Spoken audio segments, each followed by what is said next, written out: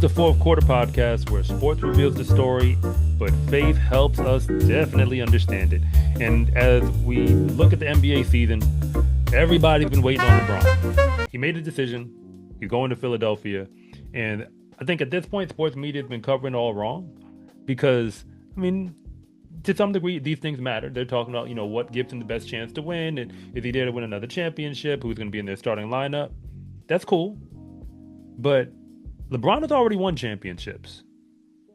And he's already on everybody's Mount Rushmore. I think that's the safest way we could say it. So comment section, y'all can have it out if you want to. I'm on Team Jordan, but that's not the point. So with all of that, what exactly is LeBron still chasing? And of course, we're not in his mind. We don't know that. But there's a larger conversation here than just him playing another season of basketball in his 40s.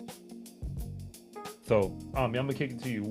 What is he still chasing? As we just kind of step from the outside, because he's done it all. Yeah, I think your segue is perfectly warranted. I mean, he did sign, an $8 million 2-year contract at the end of his career. What is he, 41 now? 42? I think he's over. I think he's over 40 if I'm not mistaken. Is he a little bit over 40?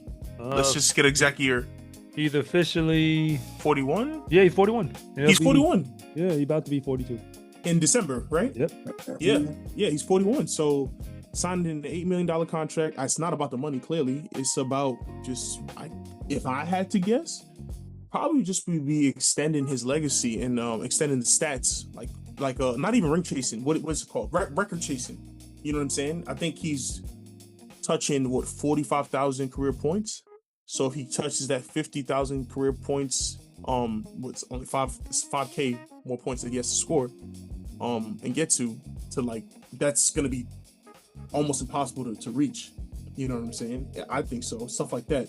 Besides the rings, I think it might just be him just solidifying and stamping that, hey, when it's all said and done, whenever that could be, who knows? He might sign another 2 to 3 year contract after this. It is LeBron James. I hope he doesn't. I hope he were to go somewhere and, retire. I think it's just him, solidifying his greatness. That's about it.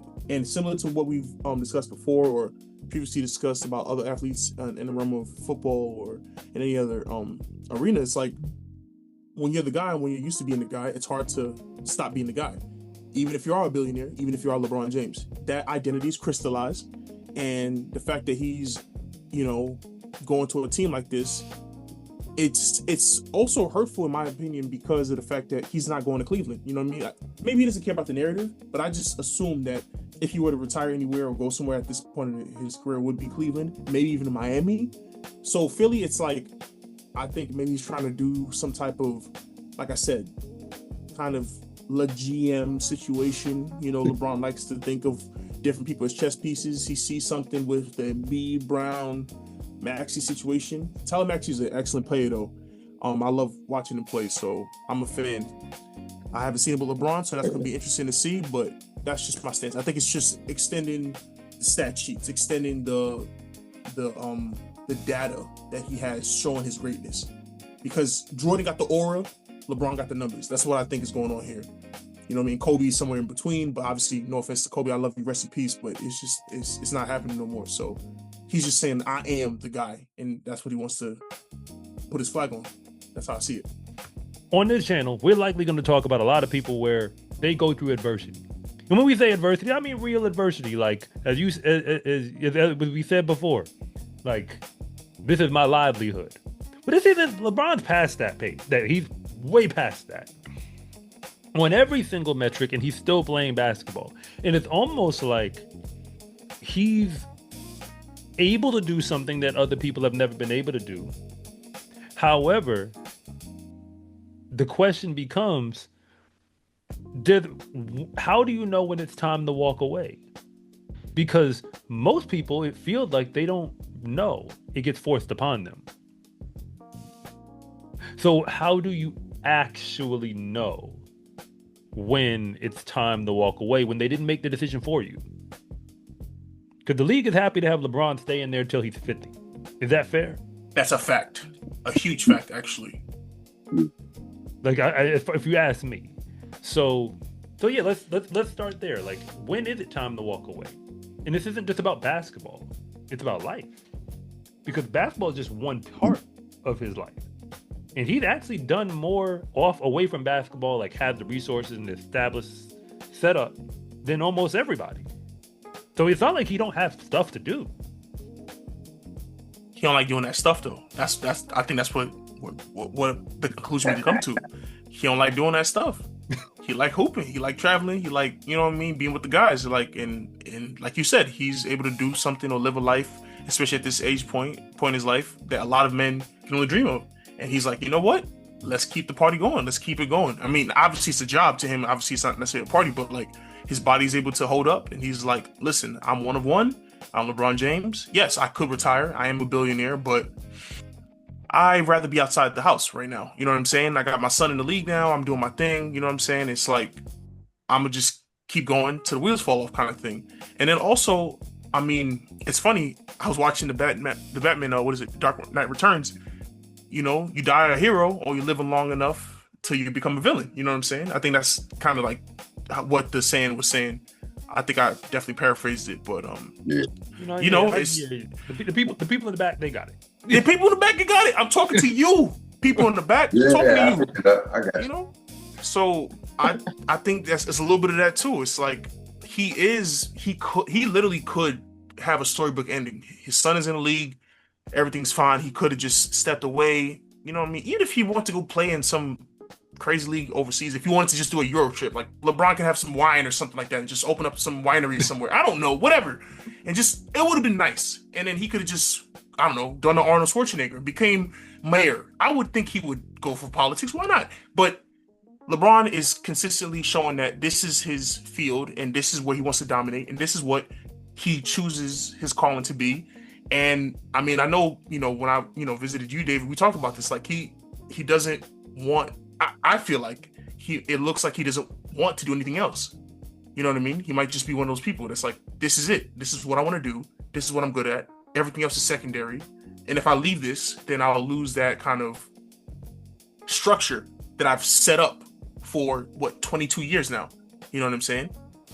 And I don't know, it's an identity shift that he may not be wanting to combat at this point, which is, yeah, it is what it is. Because that right there is the question. Can ambition ever be satisfied? That's, bro, like, I think an amazing perspective and question. And I'm going to say this first so I don't get jumped in the comments. LeBron is on my Mount Rushmore. I rock LeBron. Facts. He a dog. Facts. But I would say maybe it ain't something he pursuing because, like you say, you just can't find, like, what you after, bro? Like, you know what I mean? Like, maybe it's not something he pursuing. Maybe it's something he avoiding. It's like when you think about what it takes to become just an elite athlete at that level.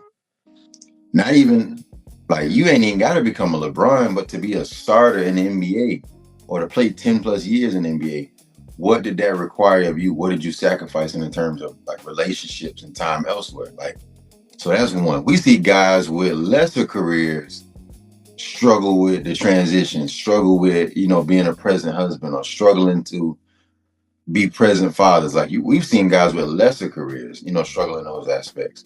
So what, like, it's like I've been great at this for so long. Who's to say that I'm ready? Or I may not be ready to step into an arena that I'm terrible at. Not that he's a bad person, but I'm not as good at. I'm not as equipped at. I'm not affirmed and validated as much as in terms of fatherhood, in terms of, being a business owner, being a community pillar or being a husband, like all these different responsibilities. Like, it's hard to say that either LeBron or being a husband, like I'm the LeBron or being a dad, like he may not feel as competent in those areas. And it ain't hard it ain't easy to walk away from something that you just glorified into a space where, like, you struggle at. And I need help to figure this out at. Like, so that's a perspective to look at it from, man. Man, I ain't no telling what he avoiding. Like, if I've used basketball to cope with things for so long, like, it's so to say, it became my medicine to deal with trauma. Like, I don't want to not have basketball no more. So that's an interesting way to look at it too, man. Okay, so I'm going to push on that even more because you brought it up, that there's chasing something and there's even running away from something. And I'll just plug it because Gilbert Arenas and so many others talk about when it's over, like when the game is gone, just kind of like those dark days. And I know y'all had to walk that same path.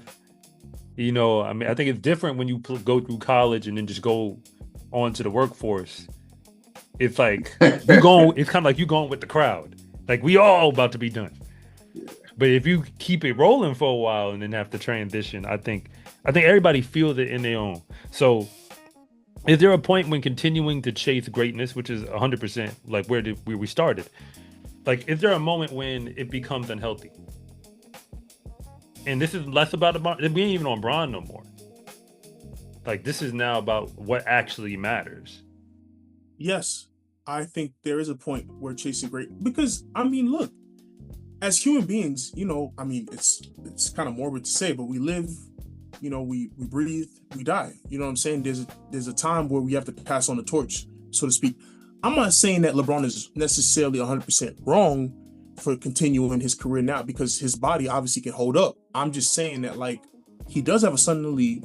He does have a lot of, I mean, just by his orbit, a lot of pressure is put on Bronny to perform at a certain level, and him just stepping into that role of being the father that's out of the league, that's like just, fathering his son, whether it's over him or next to him or, in his son's bubble, that would be the better transition aspect, in my opinion, to do. But then again, who am I to say what you should do with your kid and what you should do with your career?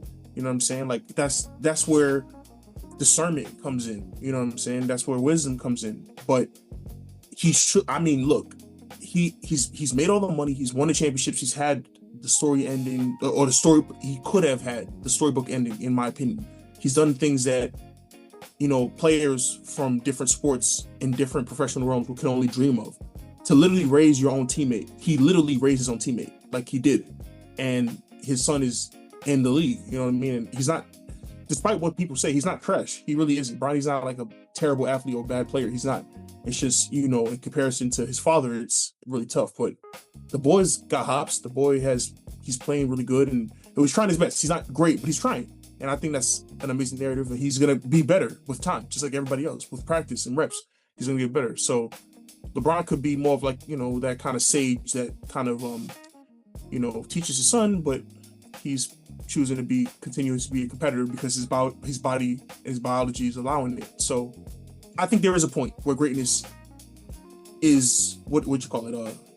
It's a detriment to yourself. Chasing greatness, I definitely do. That's my stance, but maybe I'm being too soft on the situation. What do you think, Jeremy? Man, I agree, bro. And I think just kind of like in layman's terms, like, bro, let's make no mistake about it. Like, bro has played long enough. This thing on? I just want to say thank you to all the first-time watchers, viewers, commenters for the fourth quarter podcast. It's been a pleasure. If you got this far to the end of the video, I just want to say thank you so much for being here. We look forward to all your wonderful interactions in the future, and be on the lookout for episode 2. This is your boy Ami. Fresh cut, new season, but I'll be here for the next upcoming talk and for the future NBA season. So thank you so much.